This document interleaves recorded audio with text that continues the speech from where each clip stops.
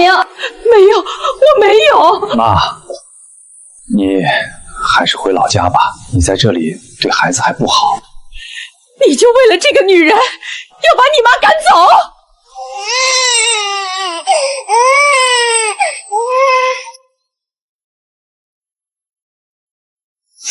妈，国庆放假7天，我们回奶奶家玩几天呗。我都好久没去乡下摸鱼抓虾了。我不去。是啊，娇娇，正好趁假期回去看看。妈在乡下也挺想孩子的，明明也念叨好久了。我不去，你们自己去。为什么呀，妈？奶奶家有大院子，空气也好，我同学都羡慕我能去乡下玩呢。我知道你心里还有疙瘩，但都过去这么多年了，这次就当陪孩子去散散心，住个3、5天就回来，好不好？我不想见到他。你来烤羊排等着呢，快点开！奈何儿子实在想去，我最终还是点了头。别烦了，你的辣椒酱出发前被我扔了，出门在外带着那么重的玻璃瓶，重死了。妈，咱都这岁数了，将就一下呗，几顿饭而已，不至于这么馋吧？重，这箱是蒋明的游戏机手柄，这箱是你的话剧颜料，这箱是给你妈买的牛奶炖花椒，这些东西哪样不比我的辣椒酱重？3个满满当当行李箱装得下你们所有的东西，唯独装不下我一瓶小小的辣椒酱。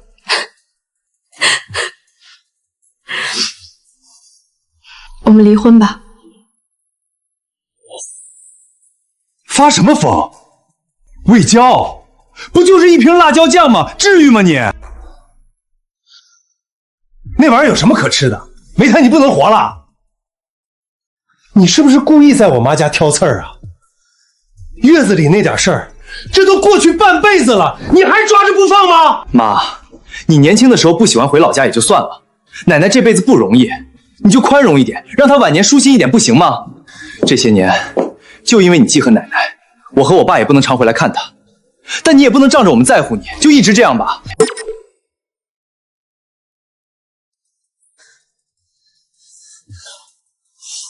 月子里那点事儿，我无理取闹，我矫情。蒋伟，你就是这么跟儿子说的？都是些陈年破事儿，现在还提这些做什么呢？他差点害死我和儿子，叫陈年破事。快来吃饭呀！今天好多菜呢。行了行了，咱们先吃饭。回头我抽空去给你买辣椒酱，这总行了吧？赶紧的，别让妈等久了。我快要饿死了，先吃饭吧，妈妈，您就心疼心疼儿子吧，我肚皮都贴后背了。你看，娇娇，这么好的老公和儿子去哪儿找？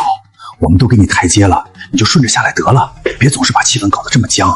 当初的事儿，妈知道错了，私下跟我说了好多次，她都忏悔半辈子了。这次拉你过来，也是为了让你亲眼看看她的表现。人心都是肉长的，是不是？还真是好丰盛的一桌大餐。娇娇啊，我穷了一辈子也没吃过什么好东西。我问了村里人，大家都说这些是城里人爱吃的好菜，我就弄了这些。你别嫌弃啊，可千万别因为饭菜这点小事再跟大伟生气，都是我的错。老婆，你看，妈多偏向你。我和儿子平时自己回来，他最多炖个排骨，哪舍得弄这么多硬菜？奶奶的手艺真棒，这羊排绝了，这要是能天天吃到就好了。是啊，你奶奶年纪大了，一个人在乡下也是孤单。要是你奶奶能去城里住，还能帮你妈妈做做饭，分担一些家务什么的。但是咱们家我说了不算，这也得看你妈妈同不同意。原来你们折腾这一趟是这么个目的。你蒋伟想接你妈去城里，又不敢跟我直说，算计来算计去，还捎带上儿子一起哄我。看来这么多年，你蒋伟一直是怨我的。是啊，你多委屈呢，只是想接亲妈养老而已，却碍于我这么个恶人阻拦，不得不跟儿子绕了这么大一个弯子，串通着演这么一场戏。他没付出半分，就让我的丈夫和儿子都站在了他那边。可以啊，你们把他接去城里，就住在家里吧。只要你跟我离婚，你想接谁，想跟谁住一起，都随你。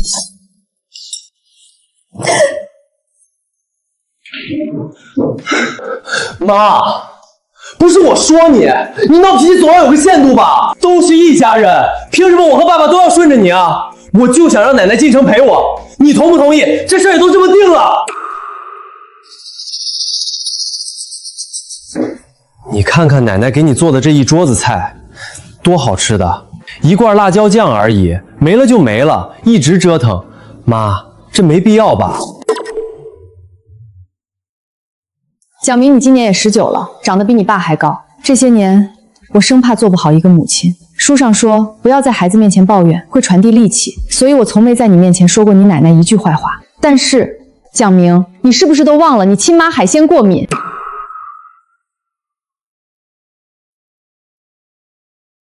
你不记得，你爸刚才也说了，可你奶奶却是既不做海鲜。那你猜猜，她为什么偏要今天做这一桌子海鲜？你猜你爸能言会道的，为什么一句话都不说？那不是还有羊肉吗？还有西芹。我笑了，这儿子真的白养了。蒋明，你要不要问一问你爸爸，我是因为什么才不吃羊肉的？我们全家每次出去吃烧烤，我都会说很多遍我不吃羊肉。这么多年了，你是一次都没听到过吗？那青菜呢？你这不吃那不吃，不会连西芹也过敏吧？这样吧，你自己来尝一尝。你知道我从小就不吃西芹，你这样是想让我知难而退吗？怎么，不是说我矫情吗？你奶奶亲手做的菜，你不敢尝？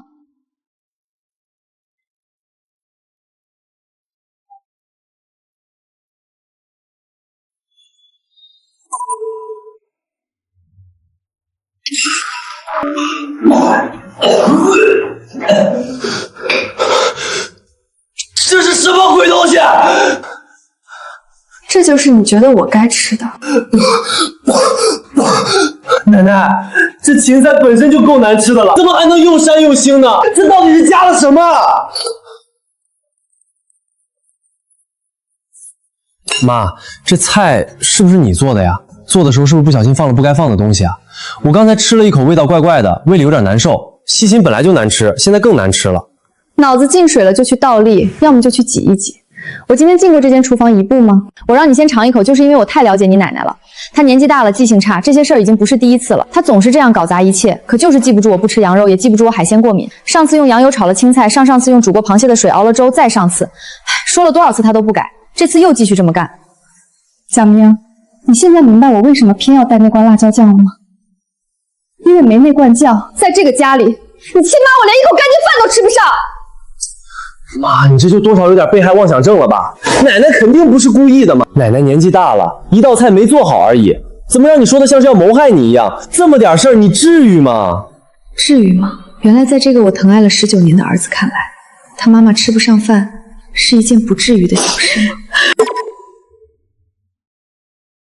明明啊，别怪你妈妈，是奶奶老了，眼花了，手也不中用了，一时失手，这菜就没炒好。你妈妈养你长大不容易，她心里有气，你让她撒出来就好了，别这么跟她说话。奶奶被数落几句没什么的。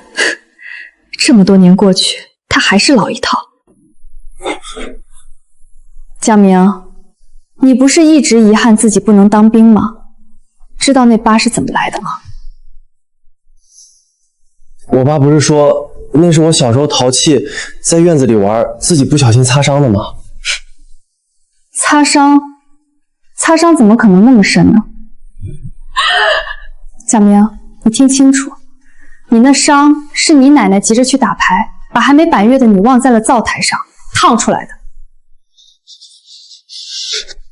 慧昭，你够了！你别一发疯就在孩子面前胡说八道。我妈当初刚进城，只是无意间得罪了你，就被你记恨了半辈子，你到现在还不消气吗？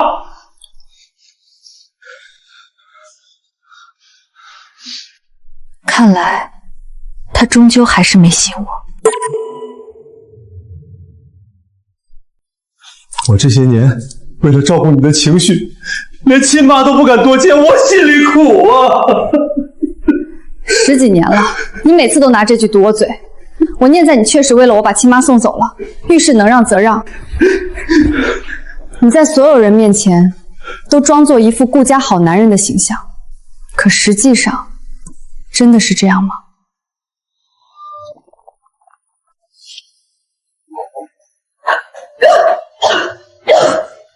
我对羊膻味有阴影，闻到就会反射性的呕吐。可他们父子俩都爱吃得很。老婆，我小时候最爱吃我妈做的羊肉，现在为了你，我不能在我妈身边尽孝，难道我现在连吃几口羊肉也不行吗？我喜欢安静，蒋伟却常叫朋友来家里聚餐，我忙前忙后，还要收拾他们造成的满地狼藉。鸭子，魏娇性子毒，不喜欢家里有外人，这不，为了图4，我连我亲妈都送走了。我是真想跟兄弟们多聚聚，但没办法，不能让老婆不高兴嘛。在其他人眼里，你事事全听我摆布，我就是个跋扈的恶婆娘。可如果我真的在家里有那么高的地位，3个那么大的行李箱，怎么就唯独装不下1罐我的辣椒酱呢？既然你们父子俩如出一辙的没良心，我也没必要继续忍下去了。我现在就收拾东西回城里，等你回去，我们就离婚。你说什么？魏娇，你认真的？认真的。车子、房子、儿子都归你，家里的现金归我。回去咱们就办手续。不是吧，妈？就算奶奶今天做的不对，也不过就1顿饭的事儿，你至于吗？你现在连亲儿子都不要了吗？你这样的儿子，我要不起。行，你走，你有本事就真走。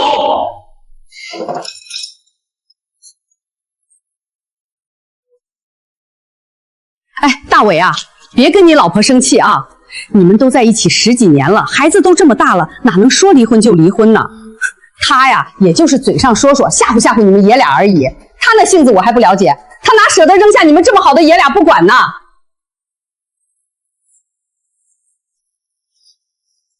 蒋伟嫌我的辣椒酱重，嫌它占地方。可他给婆婆带的花椒，每一罐都有我那辣椒酱的2倍大，整整10罐，他却不嫌重。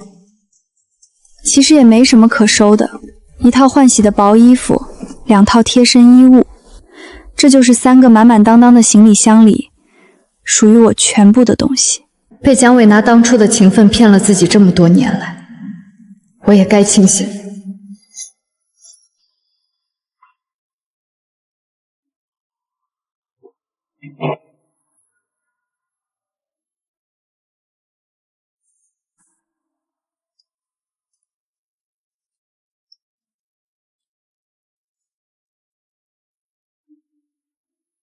想开了，想开了就先坐下吃饭吧，都是一家人，非得闹成这样才甘心。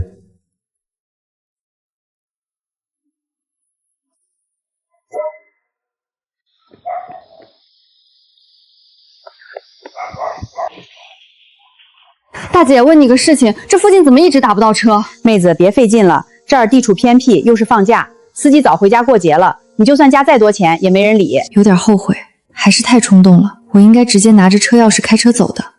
大姐，帮我拿瓶水。你就是赵梅梅那个城里回来的儿媳妇吧？你来的那个方向，就她家今年回来人了。赵梅梅前几年还给我看过你们的照片，这么多年没变样，看来还是城里养人啊。怪不得她见人就说儿子要接她去城里，那乐的牙强子都呲出来了。看来蒋伟早就跟他商量好了，就瞒着我一个人。他去了也好，省得在村里天天跟那帮闲汉打麻将推牌猴。他到现在还爱赌，他这辈子就爱玩那个。我们这儿也没啥娱乐，我估摸着他这坏毛病进城了能改点儿。改不了。蒋明还没满月的时候，他急着去打牌，把孩子忘在滚烫的灶台上，生生烫出一块大疤。就这，他都没长记性。天爷啊，这可是亲孙子，差点害死人啊！那他这次进城，你蒋伟他觉得那叫陈年破事儿。嗨，跟我有什么关系呢？就算他进城又输得倾家荡产，那也是他们爷俩该头疼的事儿了。摊上这样，婆婆也是没办法。这么晚了，肯定没车了。敏敏，你不是正要进城接你朋友吗？顺路拉这位大姐一把。妹子，这地方真没车，让我闺女载你走吧，早点离开这个火坑。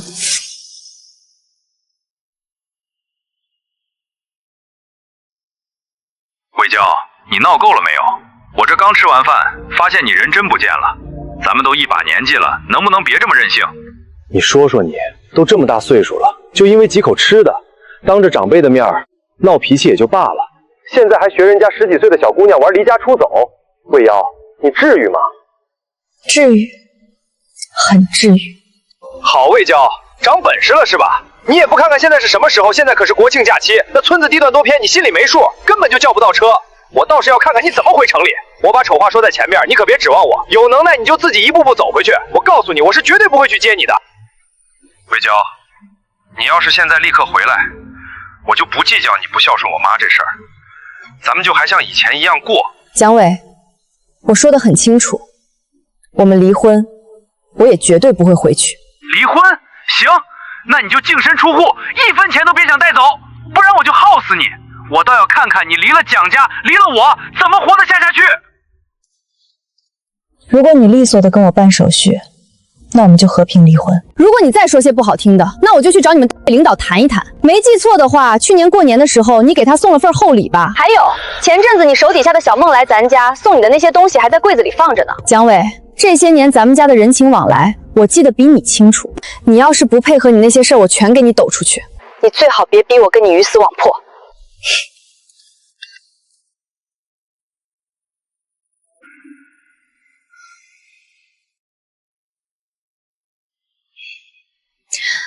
阿姨，要是心情不好的话，要不要干脆出去旅游？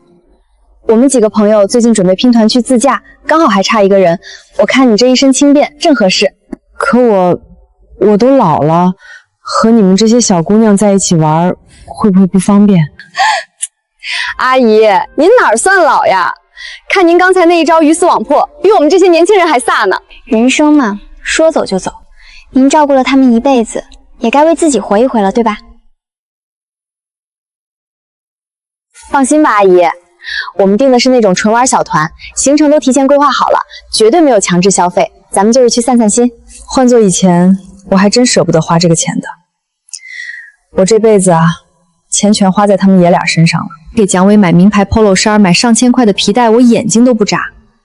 给蒋明买最新的游戏机，买手办，报几万块的兴趣班，我总觉得是应该的。家里人情往来，房贷车贷，我自己总觉着什么都可以凑合凑合，结果就这么凑合到了今天。你说节俭一生有什么意义呢？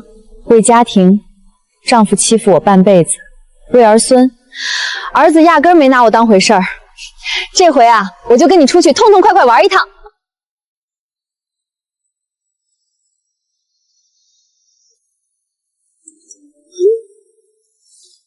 都多大年纪了，说走就走，哪有你这么不负责任的妈？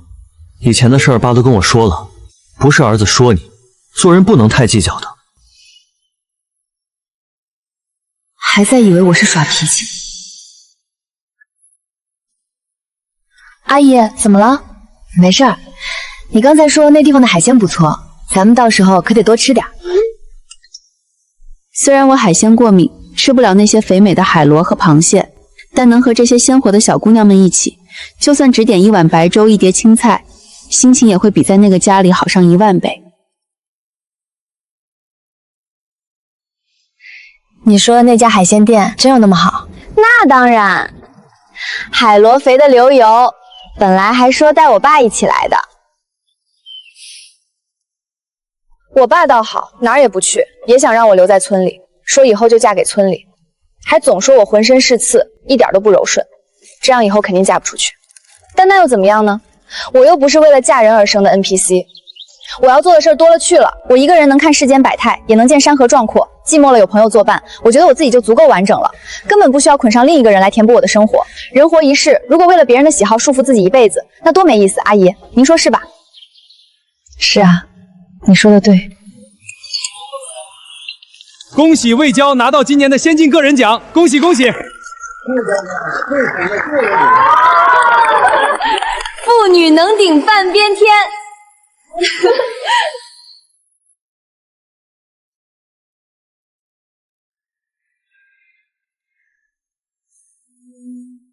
妈，我那个手柄你给我放哪儿了？你以后能不能别乱动我东西？每次都给我分得乱糟糟的，我想找都找不到。你是不是诚心的？蒋明是什么时候变成这样的？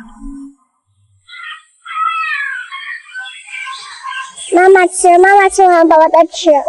宝宝最爱的就是妈妈。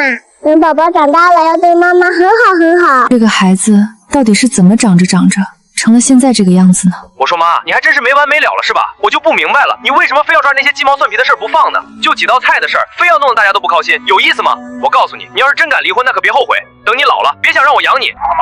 就你现在这个样子，我能指望你给我养老？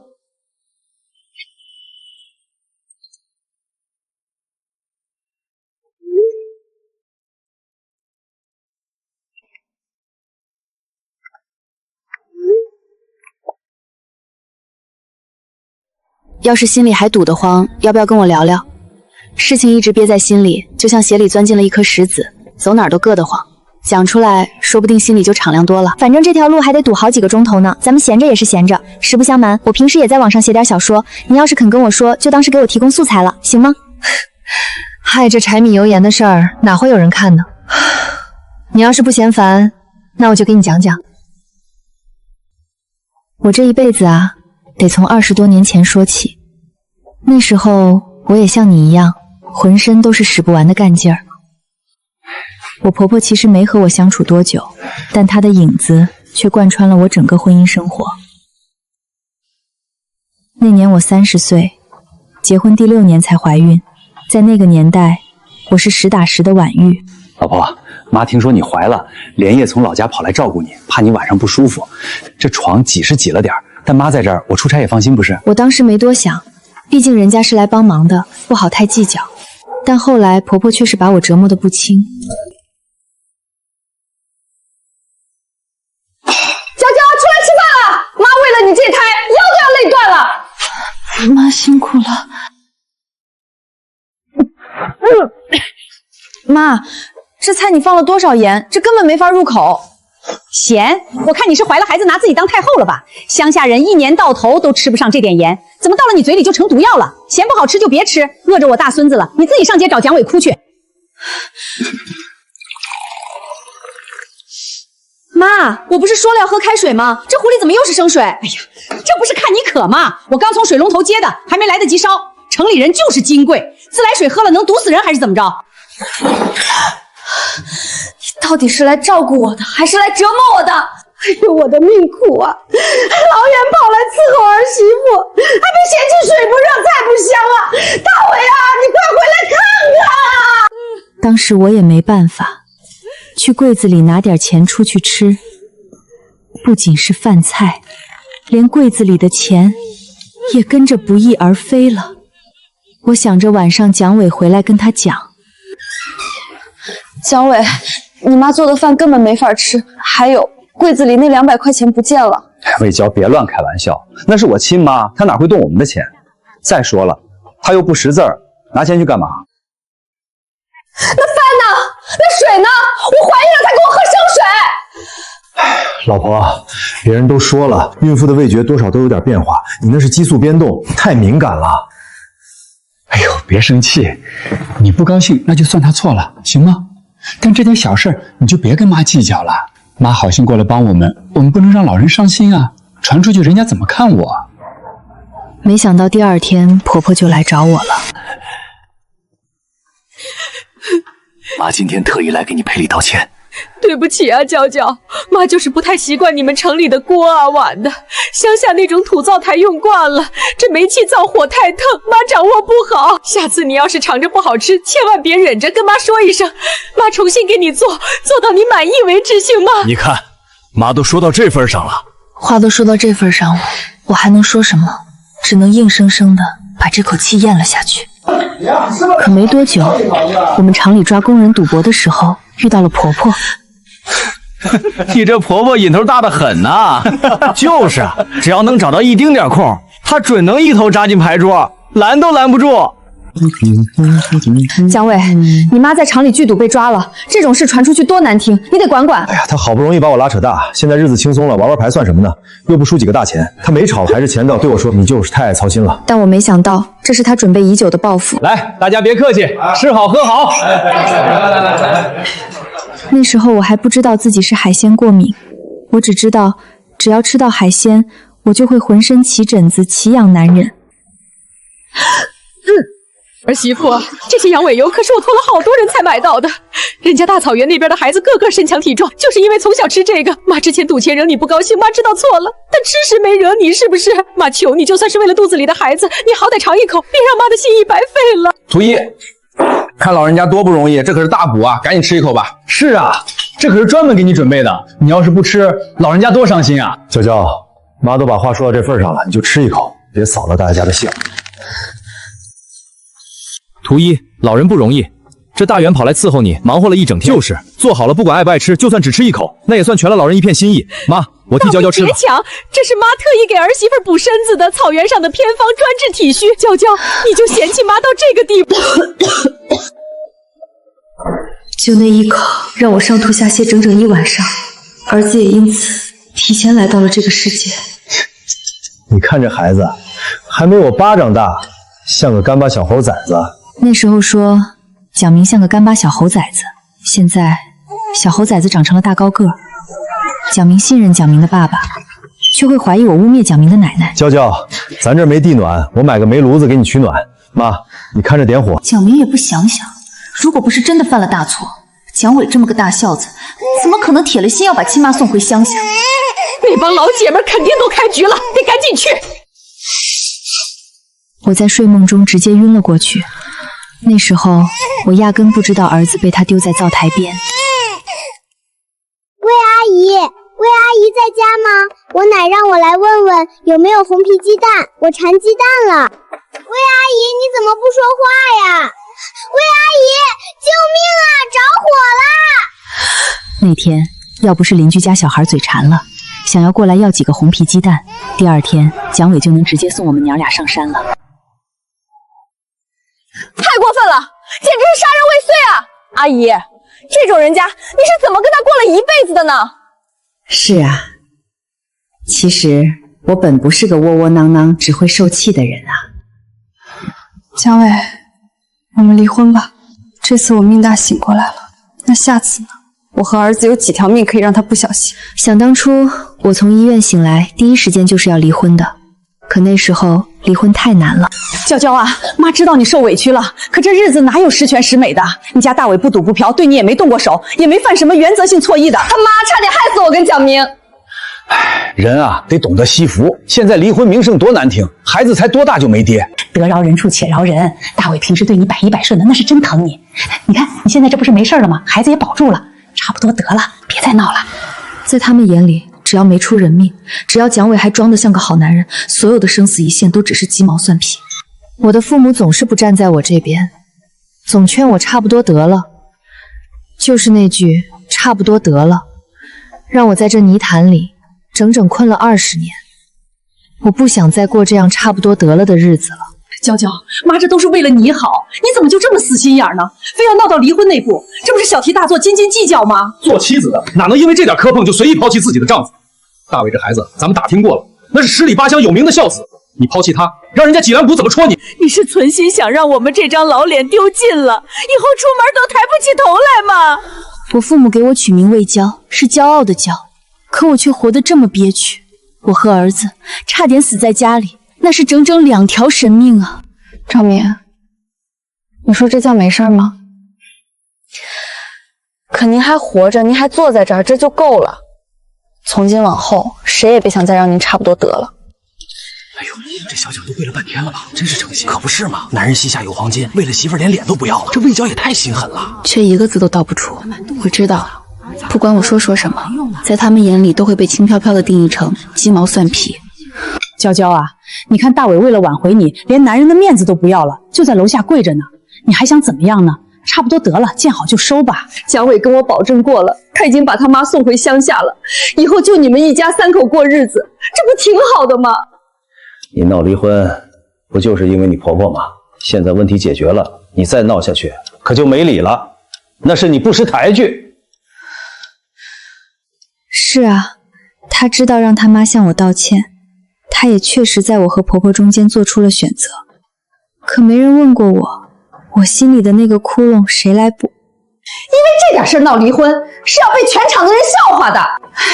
娇娇，女人就是太敏感了，想开点，日子不就过下去了吗？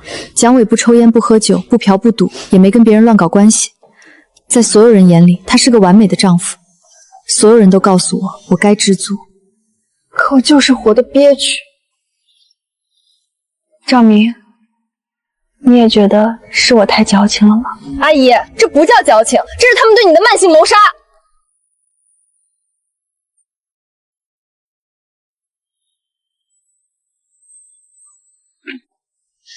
走，阿姨，咱不想想那些糟心事儿了，我请你喝奶茶，这家的芝士美美一绝。阿姨，刚才你讲的那些事儿真的不是什么鸡毛蒜皮，那叫煤气灯效应。明明是别人做错了事，却合起伙来把问题归结到你身上，让你慢慢怀疑自己，认为问题的根源只是自己太敏感、太不识大体。虽说你那个丈夫不一定真的懂这个心理学原理，但他干出来的每一件事都是在打压你的自尊。阿姨，这是他的问题，错的从来都不是你。可大家都说他不嫖不赌，不嫖不赌只是作为一个人最基本的底线，好男人的标准不该定得这么低的。你本来就有让自己开心幸福的权利，哪怕只是为了吃一口想吃的辣椒酱，那也是你的自由。我还真是不争气。被人指责了半辈子矫情事多不识好歹，当听到一个小姑娘告诉我没错的时候，我的鼻子居然有点发酸。来，阿姨，祝贺你即将做回魏娇，做回那个骄傲的自己，也祝我们接下来的旅途愉快。好，做回我自己。我从来没有过这么纵情恣意的游玩过。这几个小姑娘完全没嫌弃我这个老太太。他们热情地拉着我逛街吃饭，还围着我帮我挑衣服。这款式是不是太嫩了点儿？我这岁数穿这个是不是太奢侈、太矫情了？阿姨，简直年轻了10岁！谁说只有小姑娘能穿这个款？就是阿姨，爱美是人的天性，我们打扮自己是为了让自己高兴，这叫审美，才不叫矫情。我们向着那片广袤无垠的大海进发啦！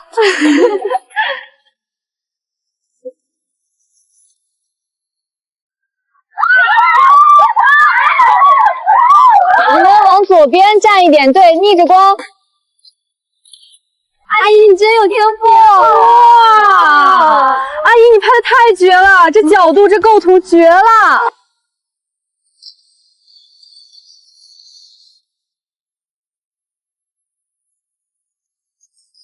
魏娇，你总算接电话了。听说你出去旅游了，你还有心情玩？赶紧给我回来！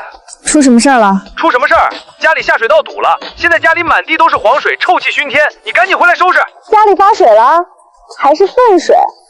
哎呀，想想就好臭，好难处理。那你收拾一下不就好了吗？这点事儿，大惊小怪的。爸，奶奶，你们快点收拾啊！我的漫画全被泡了，那可是我刚买的限量版。看来他们这是趁我不在，直接把婆婆带回去了。听见没有？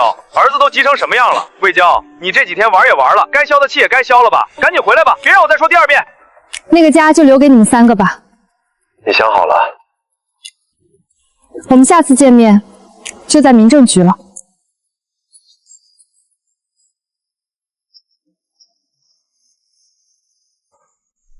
家里下水道出问题，不是第一次。肯定又是你乱扔东西才会堵。蒋伟，找人彻底修管道吧，这总堵不是个事儿。修管道得敲砖动瓦的，得花多少钱？这点小场面犯不上大费周章，你自己通就行了。现在该他自己去应付这些小场面了。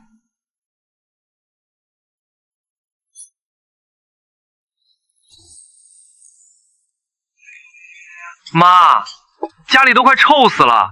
下水道虽然通了，但他们根本没收拾干净，现在满地都是印子，一股子尿骚味儿。妈，你快回来救救我吧！阿姨，看来这小场面他们爷俩真应付不来。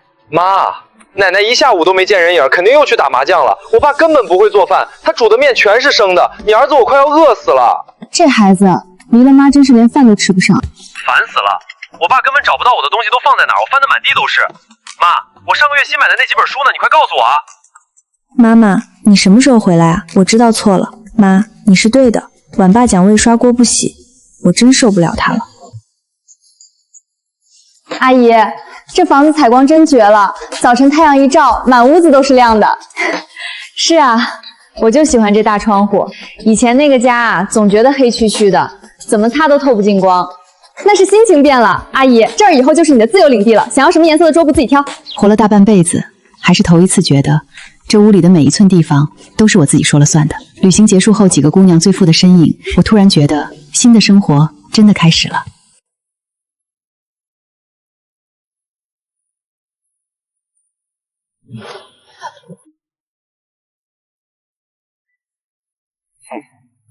算你还长了心，知道家里该换4件套了。但是鹅黄色不合适，家里弄这么浅的颜色，弄脏了多难洗，还要不要人过日子了？成什么样子了？去换个深灰或者山蓝的。我还没来得及去找蒋伟，我们俩就在商场相遇了。魏娇，你听见没？回个话。关你屁事！你几天没回家？到底在外面跟谁混在一起，学成这个样子了？魏娇，你这是什么素质？你刚才对我说的什么混账话？我就说你怎么不肯回家？你出去玩还不够，还学会乱花钱了。魏娇，你摸着良心问问，我赚钱容易吗？我不是说你不能花钱，但你看看你都这个年纪了，还有什么可打扮的？买这么多新衣服，换个妖精发型，你这是打算打扮起来给谁看？我就说你不对劲儿，怎么可能因为一罐子辣椒酱就闹离婚、闹失踪？魏娇，你老实交代，你是不是在外面有人了？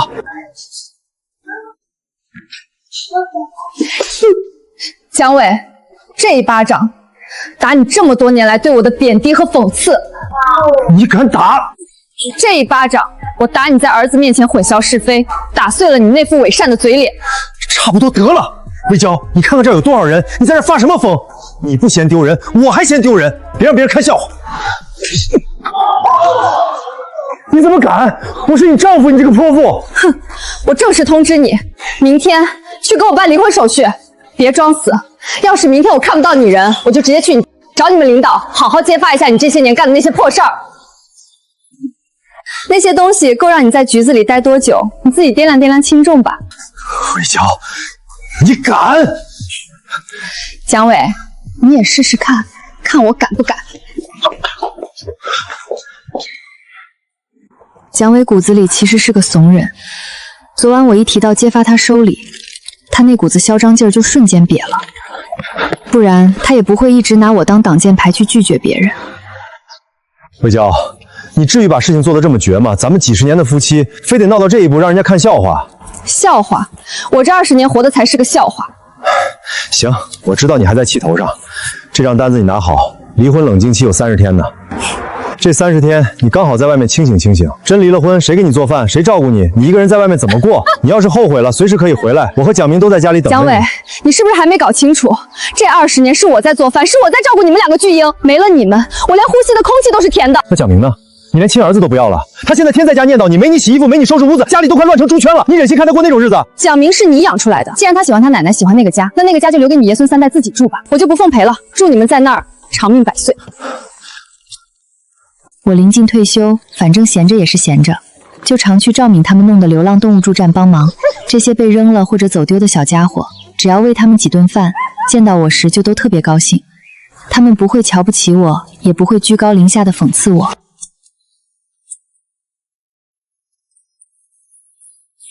阿姨，快休息！我给你带了咱们出差那会儿你念叨的那家奶茶，顺便给你送新鲜出炉的战报。又是你妈在那边听到的消息啊？我妈的消息你还不知道吗？简直比雷打斗灵！她今刚刷到那老太太朋友圈，差点没笑碰过去。你看这老太太现在可抖起来了。第一天你家那个蒋伟带她去吃人均500的海鲜，第2天蒋明还给奶奶买了个亮闪闪的发夹。我妈说从昨天开始，那老太太朋友圈画风突变，全是楼下粉色小麻将，她回了28配呢。妈，这都几点了？我和蒋明吃了1个星期的外卖，你能不能看看这屋里都成什么样了？嚷嚷什么？妈今天手气好，赢了老姐们几百块。城里这麻将机就是好使。我是让你进城享福，顺便拉扯一下我们爷俩。魏小菜的手腕从来不过夜，地从来没长土碎过，你找魏娇抢不？你当好家庭妈妈连饭都不做。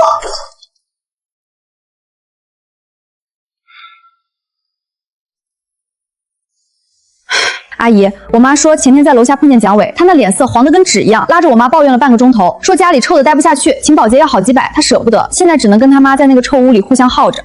阿姨，还有件事儿，我妈专门叮嘱我告诉你，蒋伟那小子以前老说他爸打他妈是因为家暴，其实根本不是。那是为什么？我妈说，她听老家的人讲，当年赵梅梅在乡下就赌疯了，不仅输光了存款，连家里的老房子和地都背着家里抵押了。他爸是被逼得全家没地方睡了，才动的手。他明明知道根源在那儿，却为了那点虚伪的自尊，亲手把一条毒蛇引进了我的家。既然他们爷俩这么喜欢血脉相连，那就让他们在那股子臭气里守着这位赌神过一辈子吧。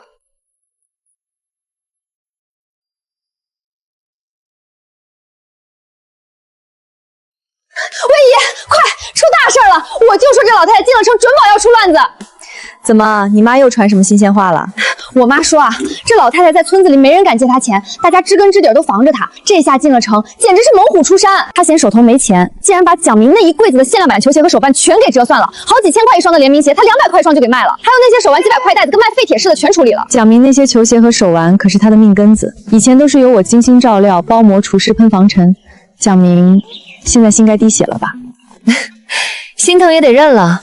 毕竟那可是他的血脉亲人啊！这还不算完，这老太太是个人才，她不仅卖孙子的东西，还跑到蒋伟单位去，把他手底下那些工人都借了个光。他去找蒋伟的下属借钱了？可不是嘛，打着蒋伟的旗号说家里急用，现在那些工人都在传，说蒋伟家快揭不开锅了。魏姨，蒋伟单位现在因为这事闹得不可开交，都要乱成一锅粥了。一把年纪，工作不保，这怎么不算是他妈给他的福报呢？我还得谢谢这位钱婆婆，还没等我亲自动手处理蒋伟，她就先替我出招了。我妈都感慨了，说蒋伟这小子是真糊涂，明知道亲妈是个无底洞，还非要往坑里跳。他想做稳定退休的美梦，做梦去吧。既然是血脉相连，那就一起溺死在这个坑里吧。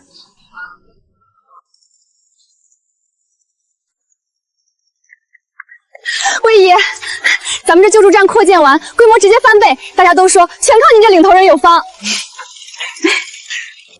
人这一辈子总得干点让自己舒心的事儿。以前我是围着灶台转，现在我是围着这些小家伙转，心里踏实。走，敏敏，广场舞快开始了，去晚了第一排的位子可就占不着了。好嘞，姐妹们，姐妹们，咱们去给魏姨助阵。和他们那边的鸡飞狗跳不一样，我的日子过得是安稳幸福。赵敏他们不仅陪我聊天，还拉着我来跳广场舞。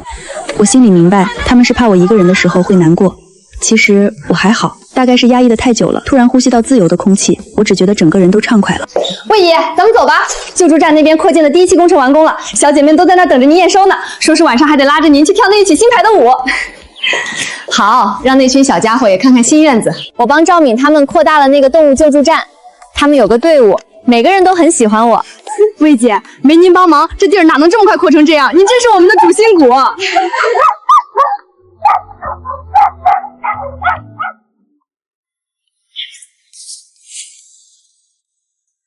你能不能别添乱了啊？说了多少遍，别乱跑，别乱跑，你怎么就是记不住呢？非要把我最后一点面子都丢干净，你才甘心是不是？我每天已经够烦了，我天天放学回来还得管你吃喝拉撒，你就不能让我省点心吗？哼！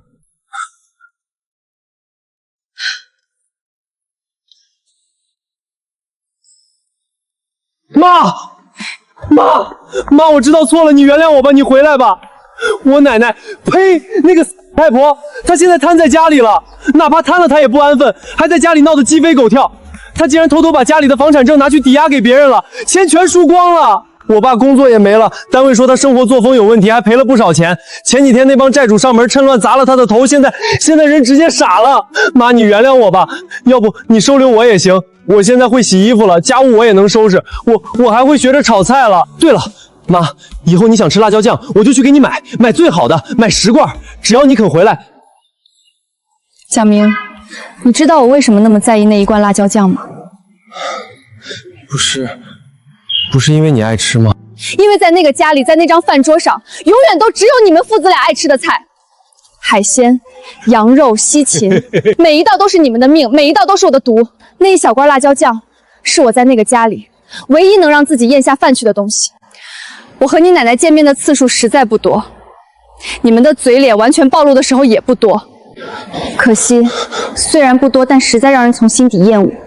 不过现在，我再也不需要了。妈，我真的知道错了，以后我们家的菜都由你做主，你可以全做成你爱吃的。妈，他听不听得懂我的话都已经没关系了，反正我再也不需要把这些苦死死地憋在心里了。我被女儿、妻子、母亲的身份整整桎梏了半生。婚姻这个人生课题，我在现在重新提交我的答案。以后我便只是我自己，我是魏娇，骄傲的骄。虽说我并没有什么亮眼的成就，只是个再普通不过的女人，但哪怕平凡，我的后半生也自有我的精彩。魏姨，快来，这个发夹好适合你啊！阿姨，快点，咱们还要去排队吃那家你最喜欢的创意菜呢。来啦！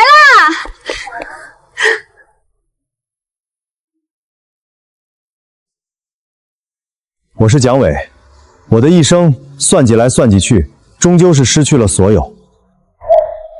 赵梅梅，我上个月寄回来的800块钱呢？你他娘的还就打我就这点乐子你都要管？爸，你别打我妈！你护着她，你知道她干了什么？哎呀，你爸没良心，要不是为了你，我早就不活了。我养那年我14岁，我知道我妈的坏毛病，可我想她一个人把我拉扯大不容易，可谁还没点毛病呢？魏娇，你那个蒋技术员又在门口等你了。魏娇，下班了。你怎么又来了？刚发的工资，请你喝汽水。蒋技术员可真有心，天天来接。魏娇，我有事跟你讲。什么事儿？我喜欢你。我打听过了，你年年是先进，人品好，工作好，这样的姑娘打着灯笼都难找。你这人怎么这么直接？那我说个委婉的，魏娇同志，你觉得我怎么样？笑起来眼睛里有光，厂里人人都夸她，说她是妇女能顶半边天的典型。我想这样的姑娘娶回家，我脸上也有光。你说你要娶那个魏娇？妈，她人好，工作能力也好，你见了一定喜欢。我见不见的有什么要紧？你自己乐意就行。不过伟啊，妈跟你说，这得跟你一条心。你爸就是不在乎我，我才会去打牌解闷。妈，魏娇不是那种人。女人都一样，你不立规矩，她以后就骑到你头上了。妈，你放心，我知道怎么做。那就好，伟啊。妈养你这么大不容易，你可不能学你爸娶了媳妇儿忘了娘。妈，我永远不会忘了你。我妈说的对，媳妇儿得跟我一条心，但我不想太难看，我要让魏娇自己觉得她欠我的。来，交杯酒。蒋伟，以后咱们就是一家人了，我希望好好的。当然，你信我，我会让你过上好日子。我不求大富大贵，只要一家人和和睦睦就行。那如果我妈有什么做的不对的地方，你多担待。她把我养大不容易，我爸有时候还会，做儿子的也不好说，就是心疼。我知道，我会好好孝顺她的。我信了，可我忘了，我妈想要的孝顺和她想伟不是一回事儿，而且我妈有时候也确实不太适合留在身边。下周厂里要评先进了，科长说让我准备材料，今年很有可能选上。评上了有奖金吗？有啊，还有奖状呢。娇娇，你说你天天加班，这个家怎么办？我也不是天天加班啊。我不是不让你工作，但你看看，我经常出差，家里总要有人照应。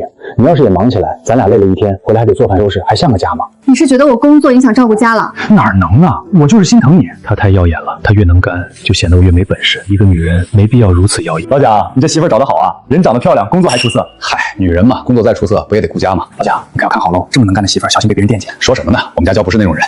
大刘这人真有意思。她太耀眼了，她越能干，就显得我越没本事。一个女人没必要如此耀眼。你别往心里去。不过她说的也不是没道理。什么意思？没什么，我就是觉得你这么优秀，喜欢你的人多是正常的。大刘那句话像根刺扎在我心里，从那以后我开始觉得魏娇太优秀不是好事。伟啊，你这个媳妇儿是不是太忙了？3天2头出差，家里谁管？妈，她工作确实忙，女人家工作再忙也不能不顾家。你看看这屋里灰都落了一层了。伟啊，妈跟你说句掏心窝子的话，你这个媳妇儿太能干了，不好管。妈，她也没犯什么错。没犯错，她这么能干，以后翅膀硬了，你管得住她吗？行，你不听我的，以后有你后悔的时候。嘴上我说妈你别这么说，可心里我已经在想了，我妈说的对吗？魏娇太能干，对我来说真的不是好事。给你的当地特产，你尝尝。娇娇，我想跟你商量个事儿。什么事儿？你那个岗位能不能申请调一下，换个不用出差的？为什么？你看看咱们这个家，你一出差我就一个人，而且你每次回来都累得够呛。蒋伟，我的工作我喜欢，不出差的话，晋升的机会就少了。蒋伟，你说会是儿子还是女儿？儿子女儿都一样。娇娇，你现在怀孕了，工作那边是不是该停一停？为什么？你怀着孕还上班，我不放心。而且你那个岗位经常要搬东西，万一伤着孩子怎么办？听我的，等孩子大了再说。我又不是养不起你。我可以注意的。你放心，我会照顾好你和孩子的。妈，魏娇怀孕了。真的？哎呀，太好了！妈，你要不要来城里住几天，照顾照顾她？你真让你妈来，我其实还好，不用麻烦。说什么呢？你现在是孕妇，身边不能没人。我妈来了，我也放心。那你跟你妈说好了，别让她太累。我妈在乡下闲着也是闲着。喂呀，你这个媳妇儿可真难伺候。怎么了？我做的饭她嫌咸，我烧的水她嫌是生水。你说我一把年纪了来伺候她，她还挑三拣四。妈，她怀孕了，口味刁一点也正常。喂呀，妈都是为了你好，你现在不立规矩，以后这个家你就说了不算了。妈，我知道了。这才对嘛。我知道我妈在挑拨，可我没有阻止她。你尝尝，这咸的根本没法入口。还行吧，是有点咸，但也不至于不能吃。还有那个水壶里全是生水，我说了多少次我要喝烧开的水。娇娇，妈年纪大了，记性不好，你就别跟她计较了。我是孕妇，我喝生水会拉肚子的。好，是我的错，我明天跟妈说，让她注意。你别生气，对胎儿不好。蒋伟，你妈到底是怎么回事？她是来照顾我的，还是来折磨我的？别瞎想，妈就是不太习惯城里的生活，慢慢就好了，你再忍忍。蒋伟，你妈又跑去打牌了。她在这儿。你知不知道，她把孩子放在灶台上，自己跑去打牌了。舅舅啊，妈不是故意的，我就是出去一小会儿。一小会儿，孩子差点毁了。行了，都别吵了。蒋伟，我跟你说过多少次，你妈爱打牌，让你管管，你管了吗？我们离婚吧。怎么能离婚呢？蒋伟连老婆都留不住，这话传出去，我的面子往哪儿搁？伟啊，妈真的不是故意的。妈，你回乡下吧。什么？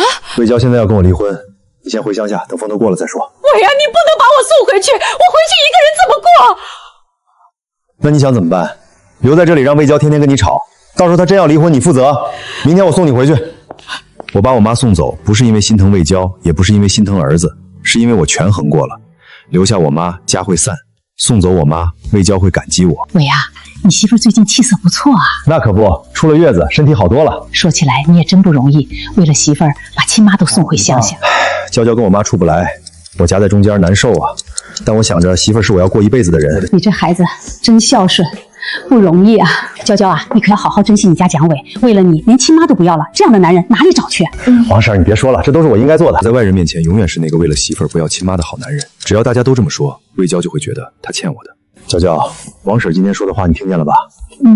我知道妈有些地方做的不对，但你也看见了，为了你，我可是将我妈送回去了，你可不能再跟我怄气了。她又妥协了，我想这辈子都会认定这样妥协下去，行吗？因为她欠我的，欠我一辈子。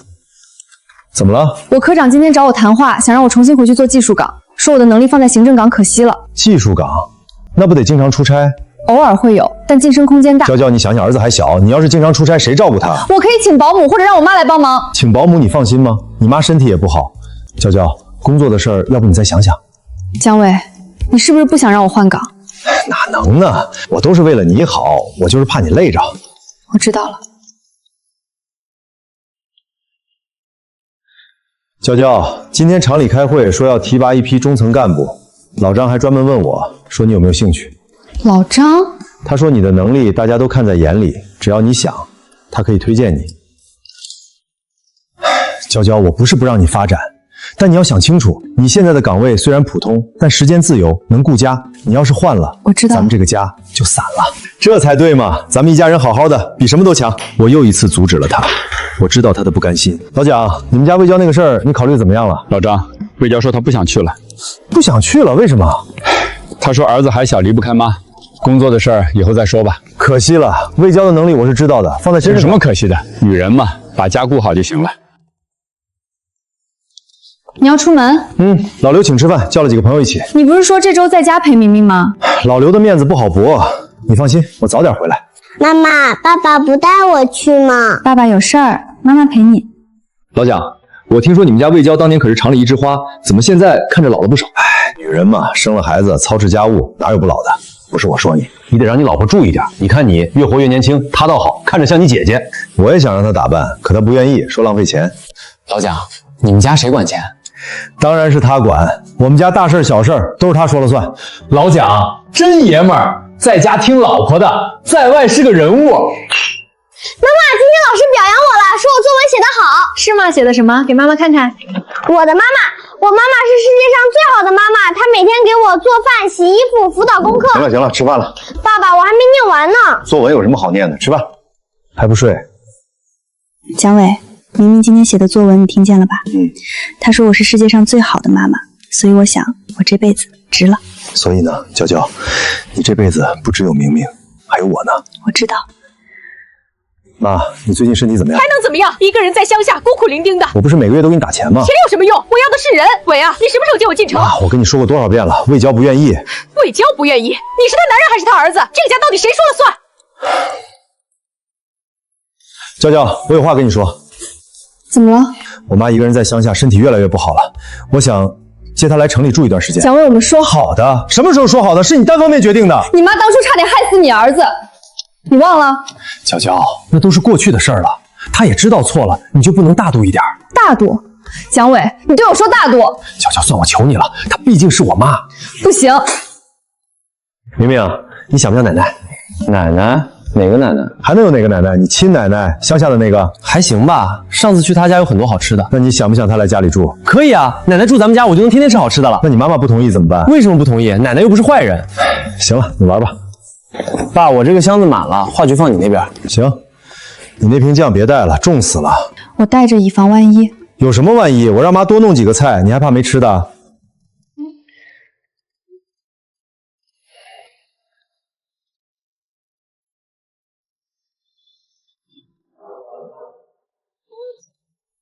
别翻了。我的辣椒酱呢？出发前被我扔了。出门在外带着那么重的玻璃瓶，重死了。妈，你这么大年纪了，咱就将就一下呗，几顿饭而已，不至于这么馋吧？娇娇啊，这些都是城里人爱吃的菜，你别嫌弃啊。老婆，你看妈多偏向你。我和儿子平时自己回来，他最多炖个排骨。妈年纪大了，一个人在乡下也是孤单。可以啊，你们把他接去城里住，就住在家里，还能帮你做饭。只要你跟我离婚，都随你。我现在就收拾东西回城里，等你回去，我们就离婚。妈，你现在连亲儿子都不要了吗？你这样的儿子，我要不起。伟啊，吃饭了。又是泡面，有的吃就不错了。你以为我是魏娇啊？天天给你变着花样做饭。奶奶，你就不能做点正经饭？正经饭，我跟老婆子能给你泡面不错了。嫌不好吃，你找你妈去啊。蒋伟，你最近怎么回事？工作心不在焉的。领导，家里有点事儿。家里有事儿我理解，但你也不能影响工作。还有，你妈最近是不是来单位了？你妈找你手底下的工人借钱，这事儿你不知道？我不知道。妈，你去找我下属借钱了。我就是手头紧借了。你知不知这传出去，我的工作就没了。你吼什么吼？我养你这么大，借你几个工人的钱怎么了？你走，你现在就走，回你的乡下去。姜伟，你没良心！你第二次要赶我走，你还是人吗？怎么了，爸？奶奶她把房产证拿去抵押了。她说她要做个大买卖，翻本了就还。什么？妈，咱们是不是要睡大街了？蒋伟，单位研究决定你暂时停职。你妈的事儿影响很不好，你先回去休息一段时间，等调查清楚了再说。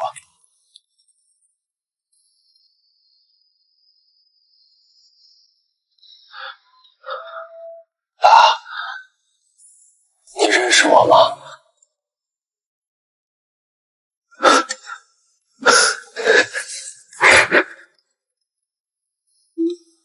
你能不能别添乱了啊？